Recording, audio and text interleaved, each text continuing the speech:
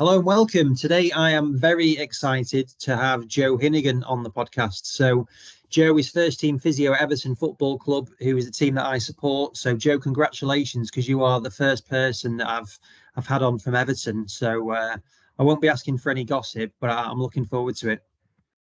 Thanks, Andy. Thanks for inviting me on. No problem. So, whereabouts are you at the moment then?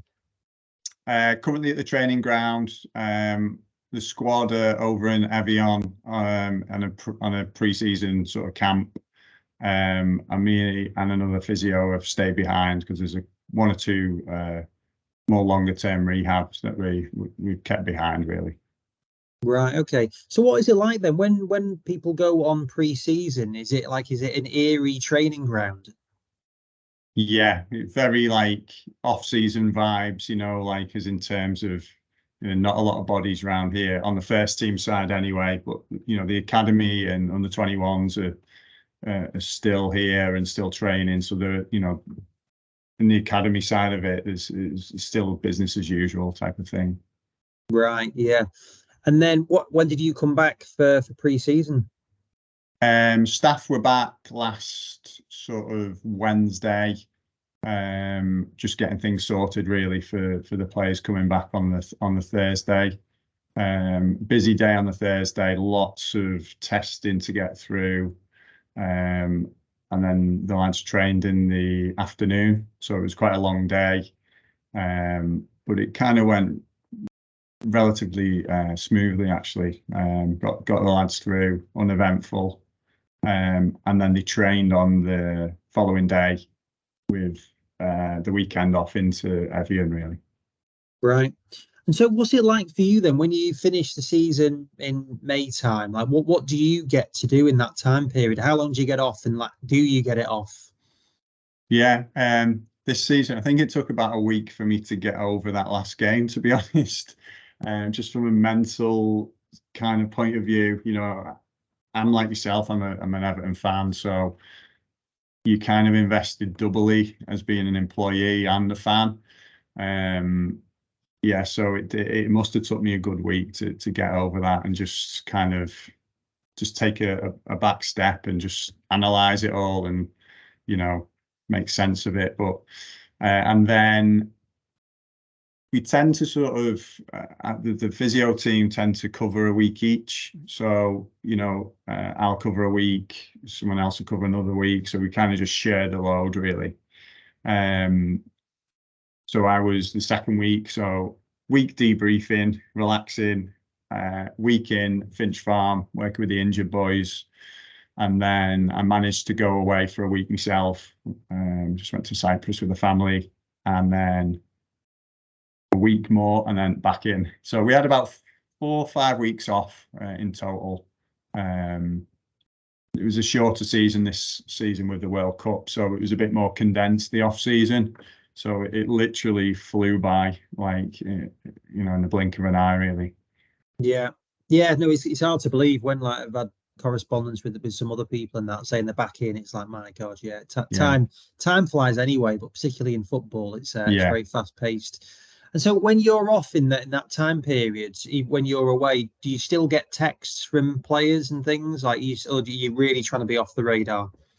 You still get texts because you'll get past players asking for certain medical information. It's quite a active window with players transferring club to club. So you will get players who you've probably not spoke to in a while just saying, "Oh, can you send me some information?" Or it often involves around transfers really. And it depends on how the injury list is looking at your specific club. Towards the end of the season, we did have a lot of injuries, but they tended to be more niggly sort of type of injuries, like short-term stuff. So they kind of resolved, let nature run its course. They would have resolved in a week or two anyway. With just a couple of long-term lads out. So yeah, the sort of shift of focus then, goes on to them. And then one of the things that I've noticed is it used to be like email that you'd get a lot of stuff through there, but now WhatsApp, we've got a lot of customers that we'll chat to on WhatsApp, which is great because it's quicker and all that. but you also, like, I've only got one phone, and you're never switching off from it. No. So what's it like for you? Sound like my wife there. Yeah.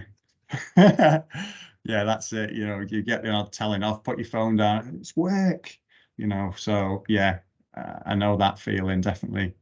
I've even had like players message me on Instagram and stuff like that. I'm like, oh, what the heck's going on here? You know, like yeah, it's, you can't get away from it. When I go away, I try to turn my phone off for at least a week and just have no kind of no involvement with work, try and shut down for a week. I think that helps things. Yeah, and the club, like, do the club have a policy on how to manage that, and so from an HR side? Not that I know of. Be interesting one to find out. I might ask a few questions really, but no, we don't. Not that I know of. I don't think we have any specific policies or procedures or anything like that. Yeah, no, because imagine is you're never switching off, and because you love it as well, I bet it's all part of it. Yeah. Yeah. Oh, interesting. I'm sure I'll come back to that because I hadn't even written down those questions, but I found all that stuff that's really interesting. So, whereabouts are you from originally, Joe? I was born in Sunderland, but I mean, my dad was a professional footballer. He played for Wigan, Sunderland, you know, Chester, Preston. So I was actually born in Sunderland when he was playing up there. But then all my family are based in Liverpool, really. But because I moved around a lot as a kid, I kind of didn't pick up the accent or anything like that. So I'm known as a Wool to family members. Yeah. Well, I'm from Southport, so I'm used to that comment as well. So what was it like having a dad playing professional football?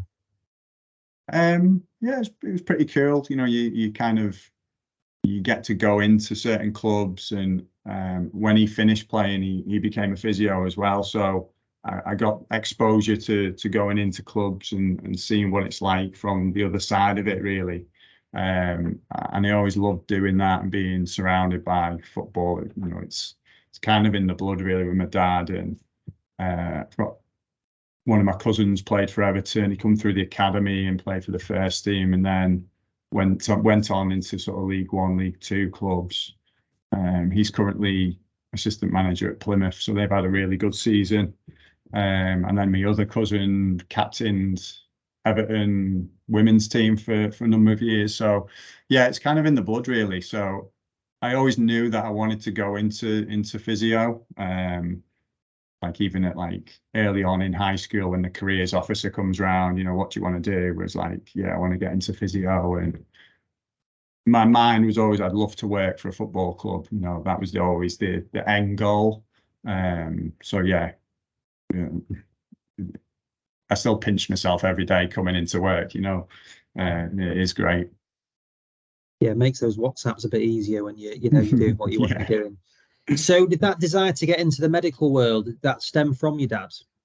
Yeah, I think so. I thought, you know, I was never quite good enough to make it as a footballer. You know, I think I knew that relatively early on. So yeah, I thought, well, choose a career that, you know, I'm going to get a guaranteed sort of profession out of and a job for life, whether that be in the NHS or professional sports, who knows? But yeah, I thought it was a good, stable job. And if I could get into that, break into the sort of football side, it'd be great experience. And so, like, at what point did you start planning to do that degree? I knew in high school, so I knew what A levels I needed to go and get at college, and yeah, so I had a very focused mindset, and that's what I wanted to do. I never really contemplated anything else, really. Yeah, I knew that I needed certain GCSEs to get on to the A levels, and then, you know, you needed like the biology side of things through an A level and two other ones. So yeah, that's the sort of path that I went down. And how did you decide where you wanted to study?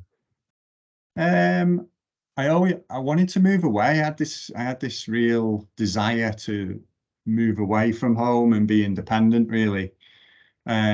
So I kind of applied for universities far enough away that I wouldn't be tempted back home too much.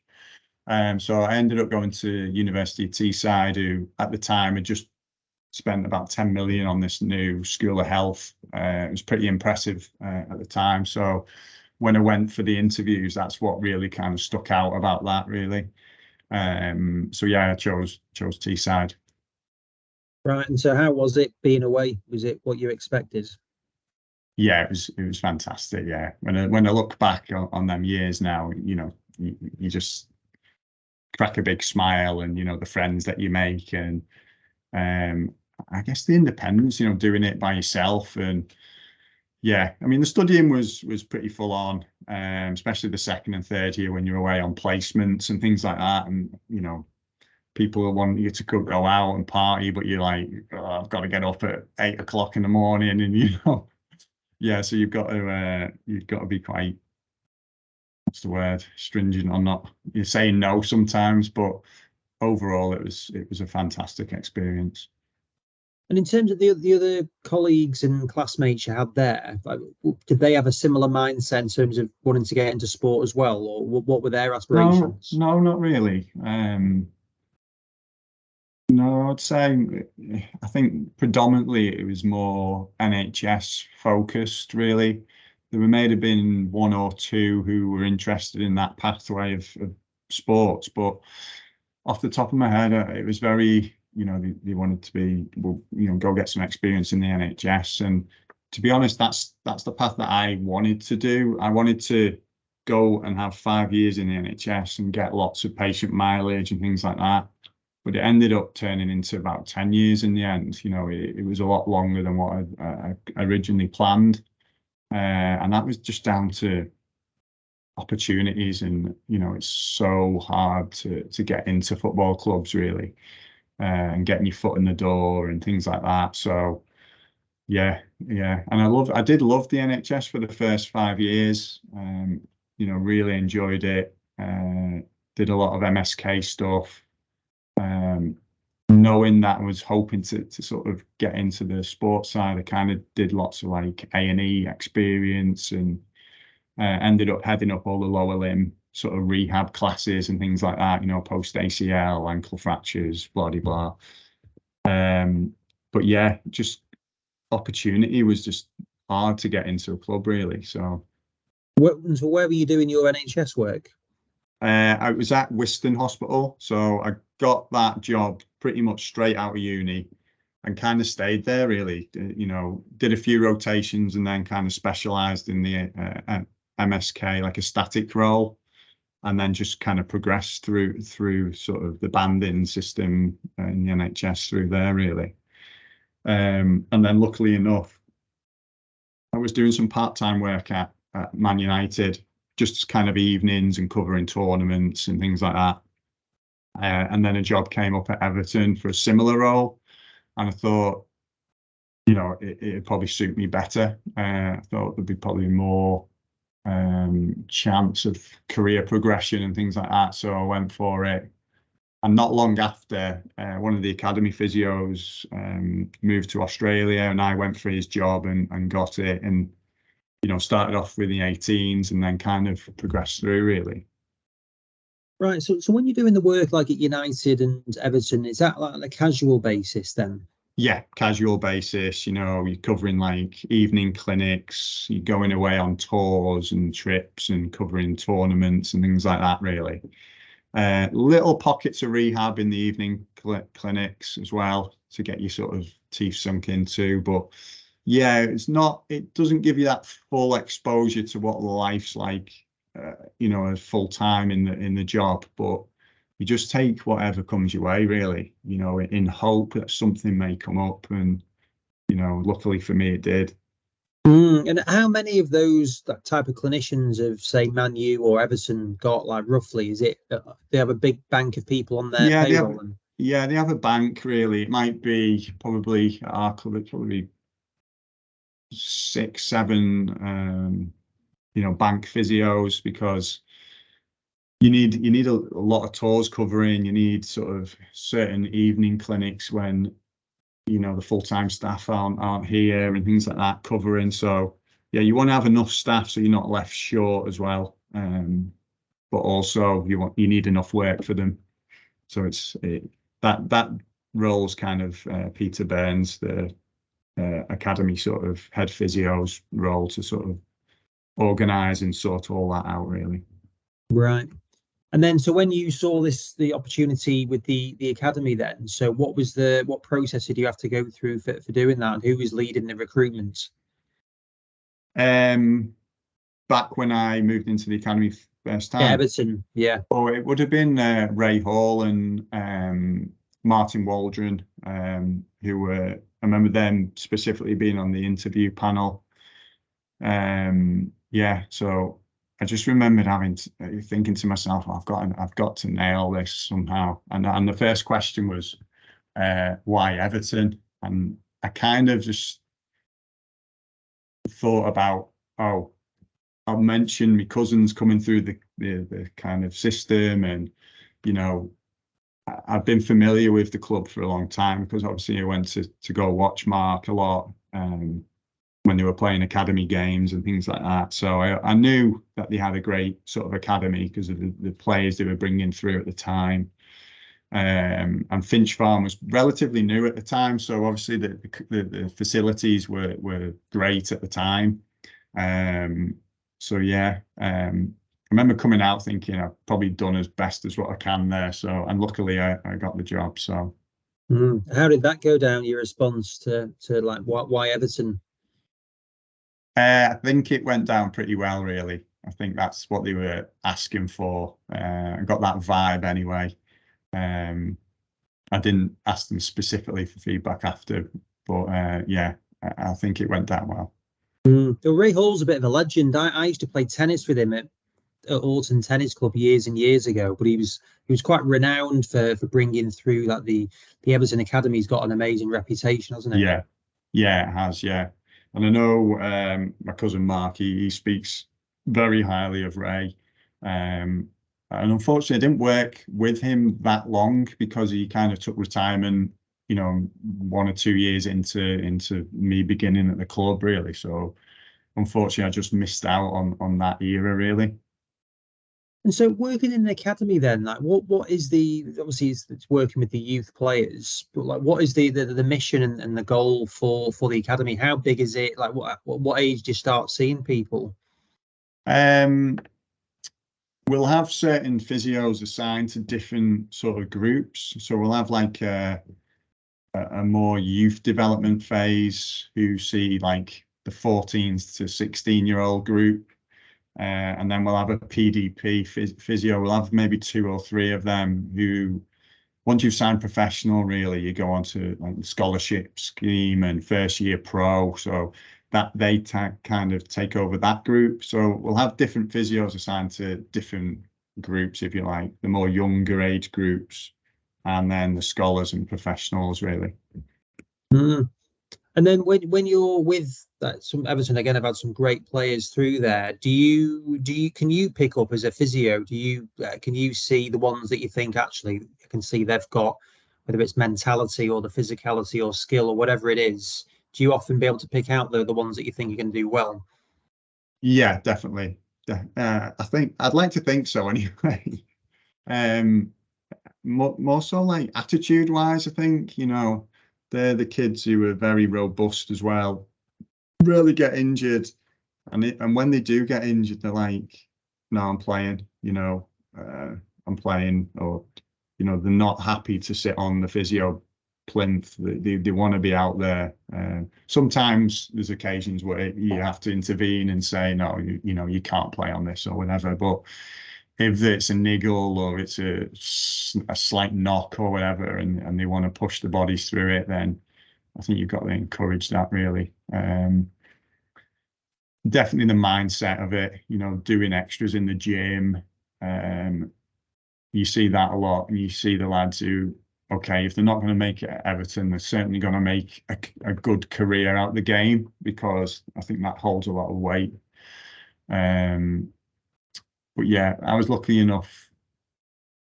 The first season I came, the under 18s, who were the group I was looking after, they won the league, and then when I moved up to the 21s, it was a lot of that group really, and they ended up winning the Premier League 2, like 2 seasons out of 3 or something it was.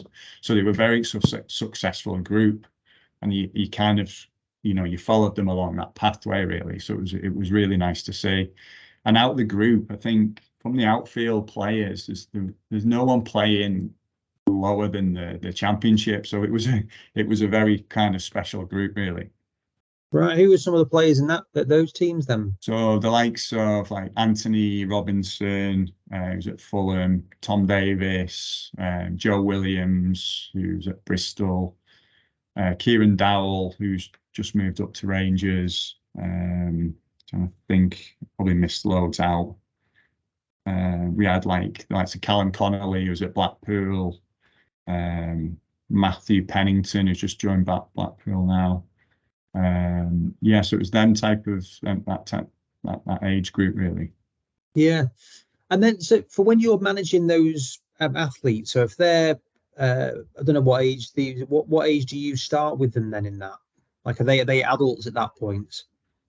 So my first role was like under 18s type of role. So they would have been like scholars / first year pros really at that point. So the scholars would have still been in college, but the first year pros would have finished college at that point. And they were on the full-time kind of model, if you like. So they'd be in Finch, most days. Mostly pitch-based stuff with gym sandwiched in between.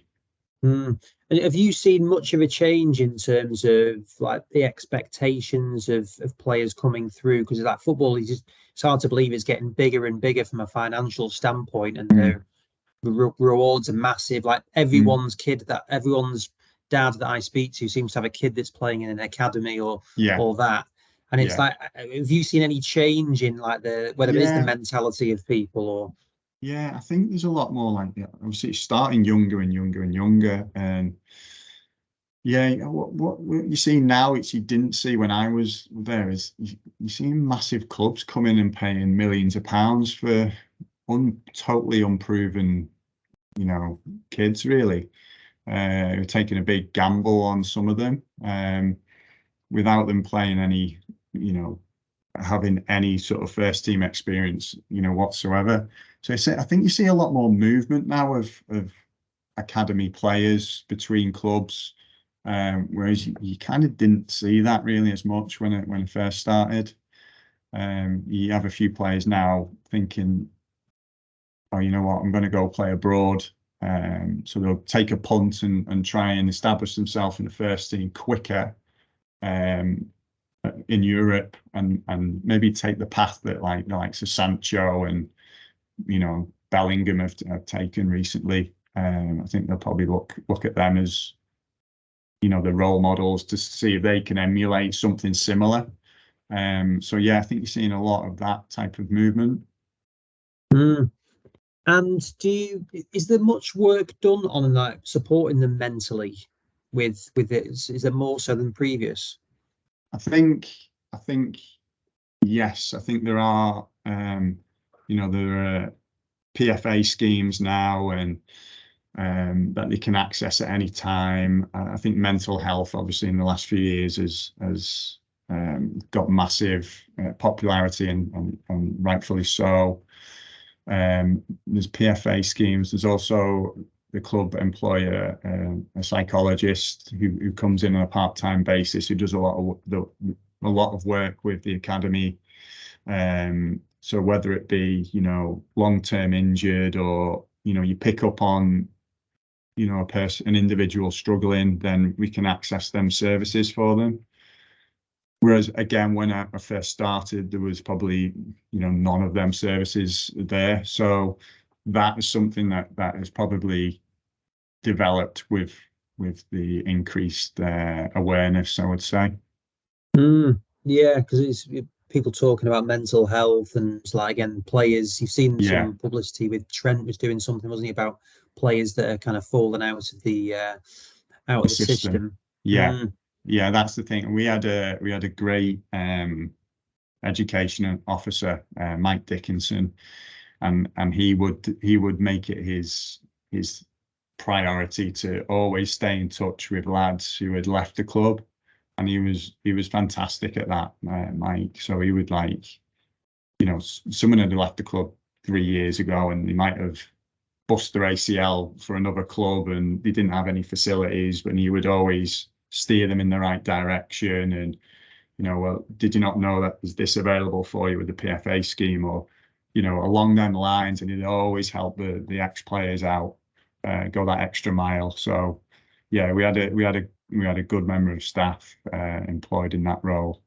Yeah, it's Mike. So I think if it's the Mike I remember, like, he's old school, but he was because he was involved with when I did coaching in America, he did some of the sessions. That's right. Yeah, that will be him. He was a great guy. Like, brilliant. What a character he was. Yeah, big character. Yeah. He's a big miss. He's took retirement as well, so I'm sure his golf has come on leaps and bounds since he left. But yeah, sorely missed.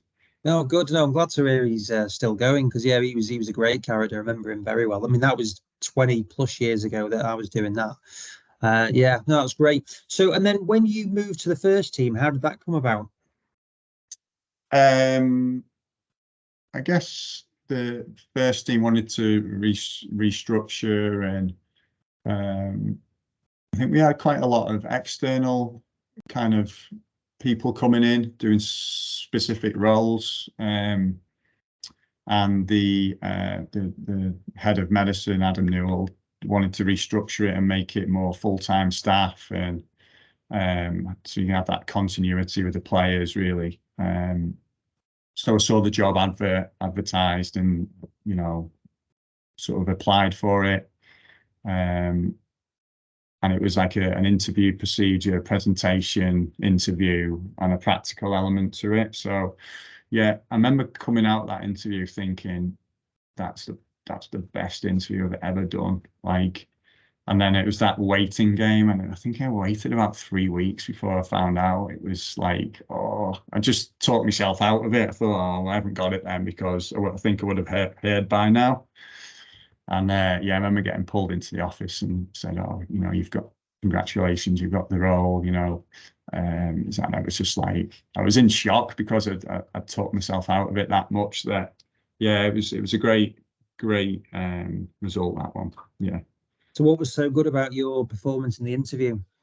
Do you just know when things just go right from start to finish, and your flow's good, and I remember, like, a certain question came up and I stopped him and said, no, I think it was like a sort of like prejudgment against me or something, you know, I got the impression of this, and was like, no, that's absolutely wrong, you know, like, and I give him a bit back at the time, and I thought, oh God, that was a bit of a high risk, but I'm glad I did, really, because I didn't agree with a certain point. Yeah, so yeah, the interview went well, the practical went well. You know, we had a few scenarios, and you just get to the root of the problem quite quickly. And yeah, I remember, you know, coming out just thinking, well, if I don't get it, I'll give my absolute best. So fingers crossed, and luckily it turned out well. And so how well did you know Adam when you were doing the interview? Because it's a bit strange when you're doing it with people you know. Yeah, I knew the people. I knew Adam very well, because obviously working with the 21s before they developed Finch Farm further, we were all in the 21s, and the first team were in this tiny treatment room of about 6 beds. So, you know, we all had to sort of muck in, and knew them very well. And then the first team built a new section, and then it became quite a little bit isolated in the 21s, and you didn't see them as much. And even you knew they were in, you didn't necessarily see everyone. But yeah, I knew him well, and I know I've worked with him before. I knew what type of character he was. So yeah, I was keen to throw me hat into the ring, if you say. And then in terms of the practical bit, so is that done with amongst yourselves, or are players involved in that? There were specific player scenarios from that season that the medical staff would deliver to you, and use your clinical reasoning skills to kind of work out what was going on, really. Right. Okay. No, that's quite interesting. And so, how did you find it when you were when did you join the first team, and like, what was it like when you that So first day? last season was my first season with the first team. So yeah, yeah, it was strange because I've worked with a lot of the lads before, when we were in the old building. So yeah, I just remember the first few weeks were a bit of a blur, really, because I was so excited to start. And then we had a player had a pretty significant injury in the first game of the season, and Adam was like, right, you take this one. So I kind of got into it straight away, which was good in a way, because I like being busy. I like having something to get my teeth stuck into. So I was busy from kind of day one, if you like. Yeah, yeah. Well, no, well, that did look quite a bad injury at the time. So, and then so you were working in the academy. So was it when Dave Unsworth was he Yeah, running the academy? yeah, yeah, And so yeah. what was that like? Because he was an Everton legend, won the Mm, FA Cup, but then he also went up to do the first team for a bit as well. yeah, yeah. So Unzi was, great to work with. Challenged you though, like, you have to be on your toes. Your communication had to be spot on, really. And I remember the first few seasons working with Unzi, we'd always clash because I was trying to, like, say, trying to protect a certain player, or you'd push you. So you just had to have all your nous about you, really, and have everything to back up your judgment.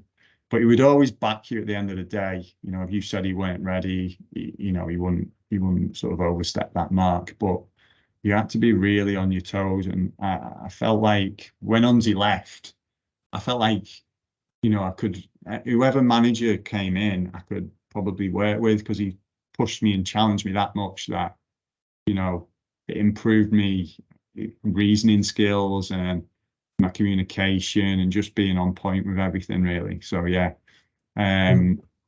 good to see him, turning it around slowly at Oldham. So I keep an eye out on their results, and when you work for someone for such a long time, you always kind of wish them well, really. Did you think he was doing that? Was he acting like that to improve you, or was that just what he wanted? He had expectations. I think he had very high expectations, and standards, really. And if you drop below them, he would know straight away. So you had to bring your A game every day with Unzi, definitely. But I'm thankful for that experience, because, like I said, I felt like I could work under any coach now, because I felt he pushed me so much and challenged me in certain situations that, yeah, I could probably deal with most things. So when you say communication, like what do you mean when he said you had to get your communication spot on? So I think head coaches they need to know numbers, and they need to know it by specific times. So you'd always have to relay all that information. And if someone had, you can have lads sometimes, texting in the middle of the night, I'm sick, or, I need to see the doctor or whatever, and you need to relay all the information. You're covering quite a large number of academy boys, so you need to get them in early to be reviewed by the doctor, or, that was specific examples, or, sometimes you get players who would throw you under the bus as well. You wouldn't report an injury. They'd had 3 days off, and they report it like the morning of training. At the end of the day, it is what it is. He hasn't reported the injury, and that was the one thing that he didn't like, really. But there's only so much you can do at the end of the day. And I remember the first couple of seasons, it used to really affect me. It used to be like, oh, God, I'm gonna have to tell him he's injured here. It's like, and he used to take it home with me, and he used to, fester. It used to fester and things like that. But I think with experience and um, you know, just time spent with him. Also, like, I would say, the birth of my two boys, it just kind of relaxed me to a way where it's like, oh, you know what, it's not life or death. because someone's not reported something, or because I'm going to have to tell him his best player's injured. It kind of just happened overnight, really. It was like, the mindset completely changed. And it was like, so what? Like, it's not going to kill anyone. And sometimes part of the job is delivering bad news. And I think that took me a little bit longer to kind of get to grasp than anything else, really. Yeah. Yeah, and how different, what were the changes between being in the academy and then the first team? What were the different like skill sets that you need in one or the other? Biggest thing I've found so far, you've got to have a bit more give and take with the first team lads, whereas in the academy system, whenever you said kind of went, you planned the program and you delivered it, and there was no arguments, there was no challenge, if you like, whereas a lot of the players now would like to know why are we doing this, or so again, it's about having that reasoning rationale already in place, and go, well, we're doing this to X, Y, and Z, to improve your strength, so it would offset the chances of getting injured, or it might be for power development, it might be to develop them physically, it might be because you've not done a lot of cardiovascular work, so we need to stress this, or whatever it is. You just need to have a little bit more explanation. And sometimes as well, you get players who are like, oh, I hate that exercise, well, okay. Personally, I'll always say, like, well, why do you hate it? Because often it's because they're very poor at it. And I might bring that up in like the pre-season scores or whatever. Or it might be that they've had a previous injury that just irritates that structure, so we can find an alternative. That's no problem. There's more than one way to skin a cat. So yeah, that's the biggest thing I've found so far, is being able to adapt a little bit more, I guess. And then what's it like in terms of you mentioned there about the players challenging you, but is that stressful, or like, what do you, I suppose, Unsworth being a previous player, that's probably quite good grounding for working with the players. Yeah, definitely. No, I agree with that. Yeah, no, it doesn't stress me out really. I think it's a good thing to have that little bit of debate, or it might just an inquisitive player. I'd always much rather have that than someone who is, you kind of not getting a lot back from, or whatever. So that engagement for me is important. Yeah, and then in terms of like what was it like last season was a stressful season. Like, how do you cope with that? For one, being a fan, but obviously you're a professional as well. So yeah, I think you've got to put your professional cap on, really, and kind of put your emotion and feelings to one side a little bit. But last season was pretty tough. The season before was tough, and then last season was even tougher. But yeah, what the club needs is some stability, as we all know, and I think we're moving in the right direction at the minute. Hopefully 1 or 2 signings, and we'll be good to go. Yeah, no, definitely. And then what's it like when the manager changes then? You had massive personality in Lampard and came across really well in the media, but results weren't going that well. What's it like for behind the scenes? Yeah, yeah. I think everyone's the same. No one wants to see anyone, lose the job, because you build relations with certain people and the surrounding staff, and 1 minute they're here, and then the next minute you don't see them, you don't even get a chance to say goodbye. So yeah, that's been an ongoing thing here for several years, really. So like I say, the biggest thing moving forward, I think, is you can get some stability. I'm sure we can start to turn things around, really. And in terms of like your development, do you have one-to-ones from your own development and like support from Adam or whoever it may be? Yeah, we have one-to-ones. we've had him on a regular basis, and he's very supportive as in terms of CPD and us going on courses, or whatever we've asked for, we've always kind of got, really. So from that sort of educational perspective, things have been really good, and we try and bring practitioners in to having services here, or someone might deliver something in-house.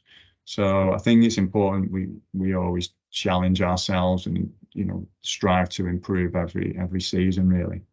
I'm always impressed that we've done quite a lot of stuff with the football clinic at MIP in Manchester, it's a nice setup, isn't it? It's a great setup, and it's like really good with like Steve Kemp and Wakar and Neil Jane and the guys there. But it's like the clinicians, like some of your colleagues have attended previously. Yeah. And it's it's late in the evening. It goes on till there. You will have had a full day. Yeah. But there's real commitment of people turning up and doing that extracurricular stuff, which I think people in sport, it's a draining experience, I can imagine. Yeah, it is. It is. And I've found, like, obviously one course I did enjoy, I went to do the PG Cert at Salford with Paul Comfort and John McMahon. Really enjoyed that one.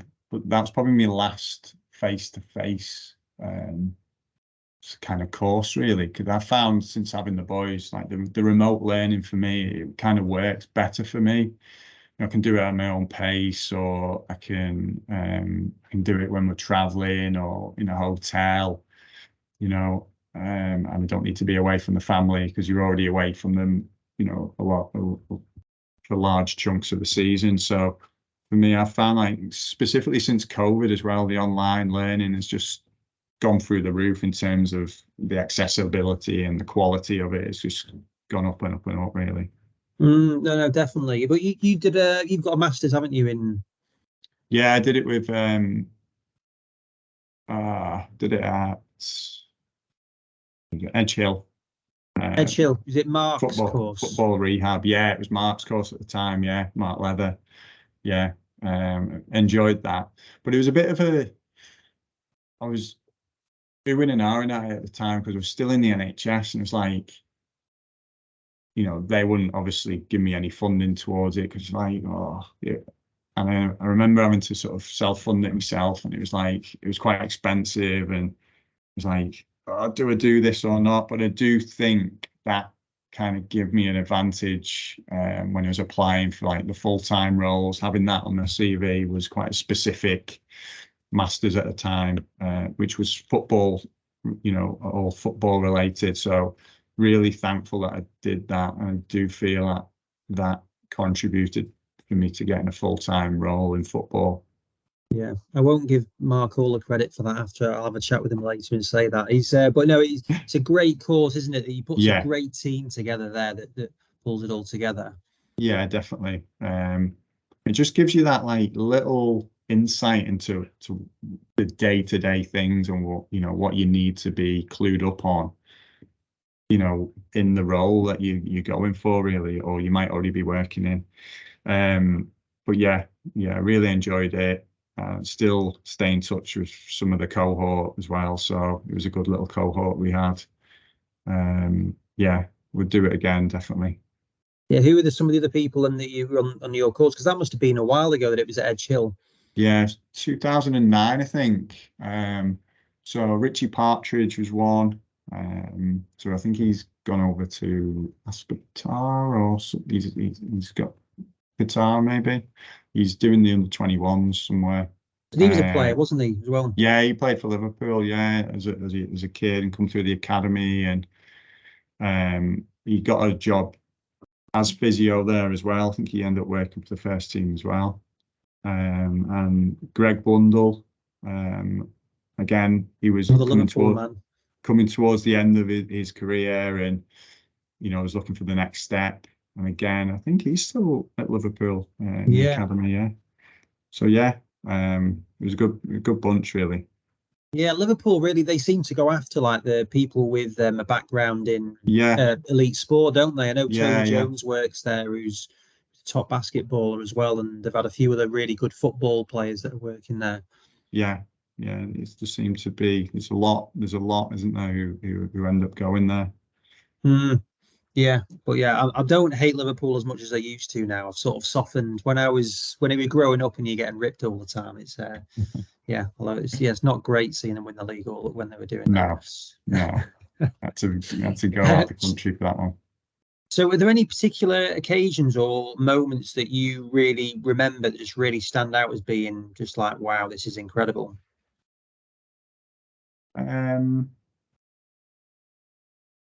I think winning the Premier League 2 titles were pretty special, just in terms of the players that we had, and seeing that group progress were was great to see. We went on like a World Cup tour to Australia, when the World Cup was on this last season.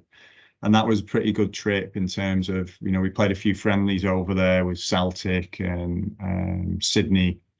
But we got to see a lot of different sites as well. We went to see England play Australia, the cricket, and it was, the hotel was near the harbour. So, yeah, it was a special city, Sydney. I really enjoyed going back and seeing some of the sites, really. And then what was it? Did you watch the games with the players then? Yeah, we did. Yeah, the club set up, but the timings were a bit up in the air. Some like 10 o'clock at night, some were like 3 a.m. So it would all depend on the kickoff because of the time differences. But yeah, I remember watching some on the plane over and some on the plane back. But yeah, there was a bit of a buzz around that World Cup, and because we had lads away in the tournament, and I guess there was the focus was on trying to just maintain fitness and give minutes to maybe some of the lads who hadn't played as much and things like that. It was a little bit more relaxed, so it was great.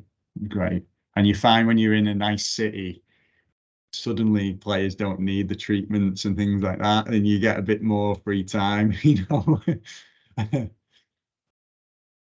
Yeah, try and encourage that a bit more. So let's go to New York for that one. That'll be good. Yeah. And so, and then your own development. I know you're going to be busy. You've obviously got your family full time at Everton and work and all that. But did you read any other books outside of the medical sphere, as well as like the online stuff? Outside of the medical sphere? Yeah, just anything like professional development. I love reading books that whether it's business books or mindset or whatever. Yeah, I read a recent one, something like how to talk to people better. It was along them lines, really, and it was all like. Was it by Dave Unsworth? But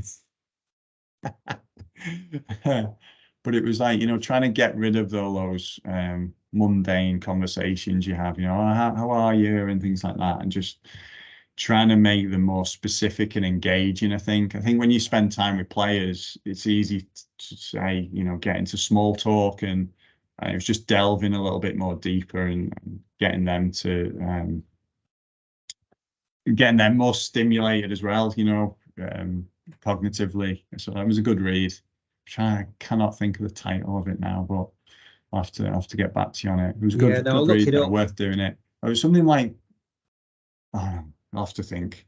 Yeah, think about it. Send me it, because I'm always keen to get an idea on stuff. Yeah, definitely. I know you talk nonsense, and when you actually think about it, so you ask just general questions, or you're talking gibberish. Yeah, it's like when you get in a taxi, isn't it? And you can't not say, how long have you been on since? It's like a Peter Kay sketch, isn't it? It's like, so I get, when you think of it, it's a bit. It's like, oh my God, I'm just the same as everyone. I'm so boring. I hate small talk as well. Like, so. Yeah, it really, really gets to me. So this just delves a little bit more deeper, and it gives you a bit more, what's the word I'm looking for?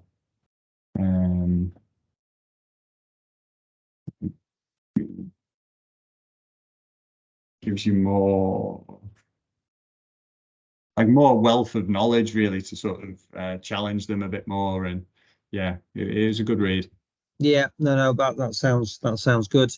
Yeah, no, well, I really appreciate your time. What are your thoughts for the season ahead? Positive. I think if we, bring a few more bodies in, I think the club are trying to streamline the squad, and we've got the background thing and the financial fair play that everyone knows about. So yeah, there's a lot of work going on behind the scenes, but I'm confident we won't have a season like last season. Yeah, let's just fingers crossed. And on that financial fair play, does that like impact you guys? Do you thinking ever, God, is this going to have some impact on me as well? I guess you would think, yeah, because suddenly, all the courses that suddenly was a given that we got, yeah, are they going to continue? And there are always little doubts in your mind, and you just never know how far down that will filtrate.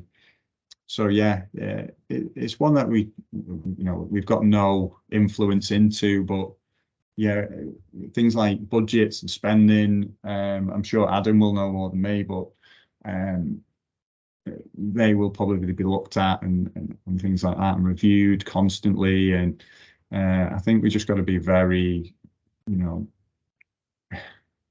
careful on our spending, really. So yeah. Yeah, well, no, I'm sure all that will get sorted. And yeah, it's great to know we've got a staunch Evertonian in the medical department there that can keep things going. So look, Joe, I really appreciate time. Best of luck for the season ahead. Thank you. And I look forward to reading that book once you got the title. Yeah, I'll get back to you on it. Top Thanks, man, Andy. brilliant. Cheers, Joe. Thanks. See you, mate. Bye.